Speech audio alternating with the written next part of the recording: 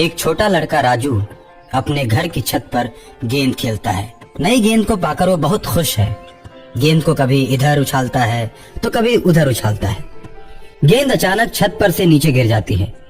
गेंद को पकड़ने के चक्कर में राजू भी छत से नीचे गिर जाता है और छत पर से गिरते ही राजू के मुंह से खून निकलने लगता है और वहां भीड़ इकट्ठा हो जाती है।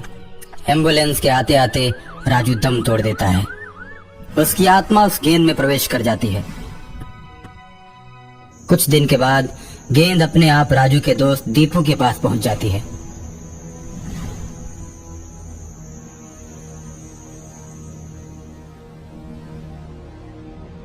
दीपू भी गेंद से खेलने लगता है और अचानक एक रात राजू दीपू को जगाता है। उसके हाथ में गेंद होती है। चलो ना बाहर खेलने चलते हैं।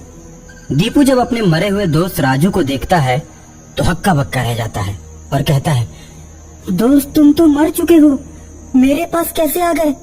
और वो भी इतनी रात को कोई गेंद खेलता है क्या? मुझे सोने दो, कल सुबह उठकर मुझे स्कूल भी जाना है। यार मेरे साथ कोई नहीं खेलता, मैं एकदम अकेला पड़ गया हूँ। मैंने सोचा कि तुम मेरे दोस्त हो, मेरे साथ जरूर खेलोगे, लेकिन तुमने भी मना कर दिया। कोई बात नहीं, अपनी किस्मत ही कुछ ऐसी है। ऐसा मत कहो दोस्त, मैं तुम्हारे साथ जरूर खेलूंगा। संडे को जब स्कूल की छुट्टी रहेगी तब तुम मेरे पास चले आना और मैं तुम्हारे साथ खेलूंगा, ठीक है? एक दिन स्कूल में छुट्टी होने के बाद दीपू घर की तरफ जाता है। उसके स्कूल के ही 2-4 बदमाश लड़के दीपू को मारने की फिराक में लग जाते हैं और दीपू को सुनसान रास्तों में अकेले पाकर मारने लगते हैं। राजू को इस बात की जानकारी हो जाती है और राजू की आत्मा दीपू की मदद करने के लिए पहुंच जाती है। राजू दीपू की आत्मा में प्रवेश कर जाता है। उसके बाद दीपू सब पर भारी पड़ने लगता है और चारों को मारकर गिरा देता है। उसके बाद वे चारों भाग जाते हैं। सभी के भाग जाने के बाद दीपू के सामने राजू आता है और कहता है, दीपू यार, ये चारों बहुत बदमाश लड़के हैं। आज तो मैंने सिर्फ इनको मारा है और छोड़ दिया। अब दोबारा अगर तुमको छेड़ेंगे ना तो इनका गला दबाकर हमेशा के लिए मार दूंगा। तुम्हें कोई नुकसान पहुंचाता है तो मुझे अच्छा नहीं लगता।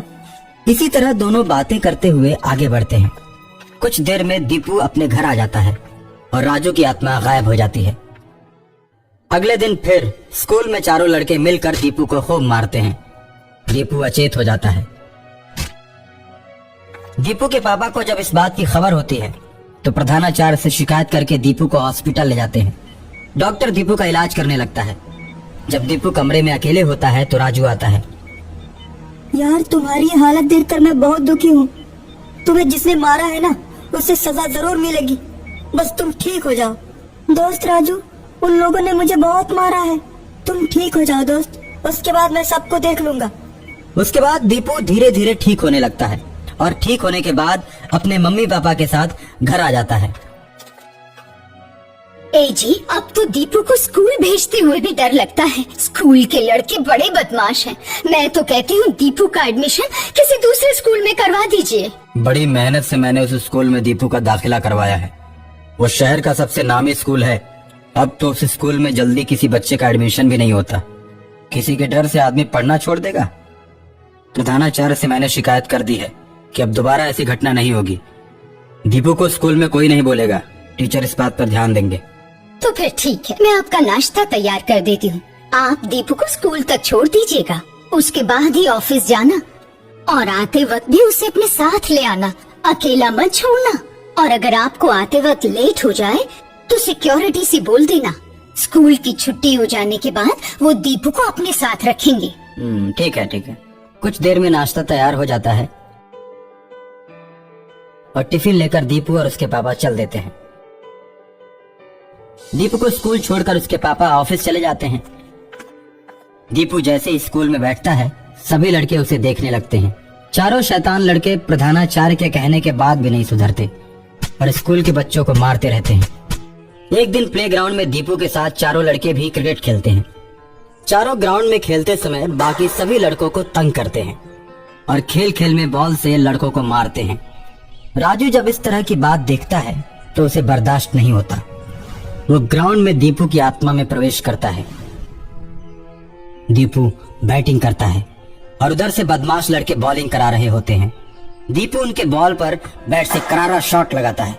चारों में से एक शैतान बच्चे को जाकर बॉल लगती है और वो प्लेग्राउंड में गिर जाता है और उसके बाद वो चारों दीपू पर टूट पड़ते हैं। राजू की आत्मा के प्रवेश करने के चलते दीपू के शरीर में शक्ति आ जाती है और प्लेग्राउंड में ही दीपू बैट से चारों को मारते मारते उन्हें मौत के घाट उतार देता है।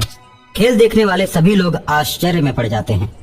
इस तरह दीपू के दुश्मनों से राजू बदला ले लेता है और अपने दोस्त की हमेशा मदद करता रहता है।